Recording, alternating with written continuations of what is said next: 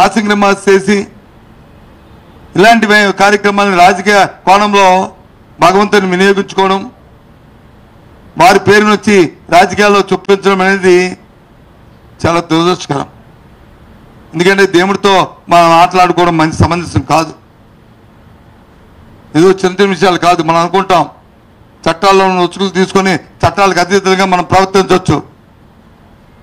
కానీ దేవుడితో వచ్చి మనము దాన్ని వచ్చి చేస్తే ఎవరైనా సరే దానికి మాత్రం ఇవాళ కాదు రేపు ఉంటుంది శిక్ష అనుకోవచ్చు. దేవుడు మనకు కనిపించదు కదా, ఏదో రాత్రిలో ఉన్నాడు కదా, పర్వాలేదులే అని అనుకోవచ్చు. ఎక్కువగా ఆలోచన ఊహించుకుని మాట్లాడవచ్చు. కానీ తప్పది. ఇవాళ ఏ మతమైనా, ఏ కులమైనా, ఏ వ్యక్తి అయినా, ఏ వర్గమైనా అందరికీ మనస్సు అనేది ఒకటి ఉంటుంది, మనస్సాక్షి అనేది ఒకటి ఉంటుంది. ఆ మనస్సాక్షి ప్రకారం ఆలోచన చేసుకుంటే ఆ సాక్షే భగవత్ స్వరూపం. అది మనల్ని ఉట్టిపోని ఇది ఒక తప్పుగా చేస్తే, దేవునికి అపచారం చేస్తే, అపఖ్యాతి తీసుకొస్తే తప్పు అది ఊరికిపోదు. ఇవాళ కాకపోతే రేపైనా దాని శిక్ష అనుభవించవలసిందే. దయచేసి ఇంతటితో ఇది ఆపండి. మీకు చేతనైతే దాని మీద ఎంక్వైరీ చేయండి. మీకు చిత్తశుద్ధి ఉంటే ఎంక్వైరీ జరిపించండి. దాని మీద వాస్తవాలు తీసుకురండి. అప్పుడు మాట్లాడండి. అంతవరకు కూడా పత్రికలు కానీ పత్రికా అధిపతులు కానీ రిక్వెస్ట్ చేస్తున్నాను, రాజకీయ పార్టీలు రిక్వెస్ట్ చేస్తున్నాను, దీనికి ఇంతటితో పరిసమాప్తం పెట్టండి. పెట్టి ఎంక్వైరీ చేసి అప్పుడు వాస్తవాలతో శిక్షించండి. మీరు శిక్షించమైనా దేవుడు శిక్షిస్తాడు రేపు తప్పు అయితే.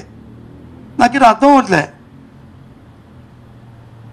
సాక్షాత్తు ముఖ్యమంత్రి వచ్చి ఆ మాట చెప్తారు, వారి తాలూకా ఈవో గారు వచ్చి ఇంకో మాట చెప్తారు. ఈవో గారు ఏం చెప్తున్నారు?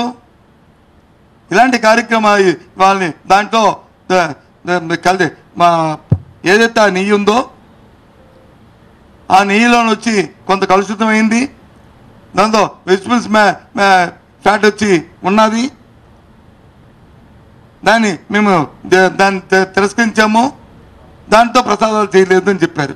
ఇవాళ కూడా సాక్షాత్ చెప్పారు. గత ప్రభుత్వాల్లో ఒక ఆచారం ఉంది, మా ఎప్పటి నుంచో టీడీలో ఒక ఆచారం ఉంది.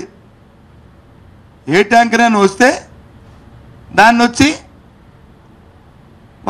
వాళ్ళని టెస్ట్ చేయడము, వివిధ ల్యాబుల్లో వచ్చే దానికి క్రాస్ చెక్ చేయడము, అది వాస్తవం అయితే బాగుంటే మన టీడీ నామ్స్ ప్రకారం ఉంటే దాన్ని వచ్చి ఎలా చేయడము, లేకపోతే రిజెక్ట్ చేయడము. రిజెక్ట్ చేసిన కానీ మోతాదుకు మించి వస్తే దాని మీద వచ్చి వాళ్ళ మీద శాఖాపరమైన చర్యలు తీసుకోవడము, నిబంధనల ప్రకారం చేయడం అనేది పోయి మరి నేను పురపరాలకు పోతే ఇంకా మళ్ళీ అది బాగోదు. ఇది కదా అనుమతి వస్తుందే. జగన్మోహన్ రెడ్డి గారి ప్రభుత్వంలోనూ 18 ట్యాంకర్లు రిజెక్ట్ చేశారు. అంతకుముందు చంద్రబాబు నాయుడు గారి ప్రభుత్వంలోనూ 14 ట్యాంకర్ని రిజెక్ట్ చేశారు. ఇది వాస్తవం కాదా? ఇవి లెక్కలు తప్ప? ఎందుకు ఇది? అవసరం లేని సందర్భాన్ని, అవసరం లేని సమస్యను తీసుకొచ్చి ఈ రకంగా ప్రజల మనోభావాలతోని, ఎందుకంటే ప్రపంచంలోనే మన శ్రీవారికి మన సాక్షాత్తు వెంకటేశ్వర స్వామికి ఉన్న ఆదరణ, ఆయన మీద ఉన్న భక్తి, ఆయనకున్న భక్తులు మరి ఎవరికి ఏ ఒక్క మతంలో కానీ ఏ ఒక్క దేని లేదు చెప్పుకోవడానికి మనందరం కూడా గర్వపడుతున్నాం. ఆ నమ్మకానికి మనందరం కూడా తలవంచవలసిందే.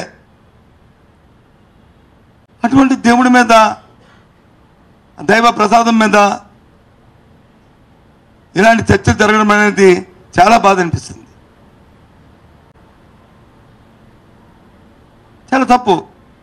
అధికారం ఉంది, అధికారంతో ముందు వాస్తవాలు విషయాలను బయటకు తీసుకొచ్చిన తర్వాత మీరు మాట్లాడితే బాగుండేది. అందులోనూ రాజకీయ ఉపన్యాసంలో మీరు మాట్లాడింది ఎక్కడ? రాజకీయ ఉపన్యాసం. మీ 100 రోజుల తాలూకా మీ చరిత్ర చెప్పుకోవడానికి, మీ ఘనతని మీరు చెప్పుకోవడానికి పెట్టిన సమావేశంలో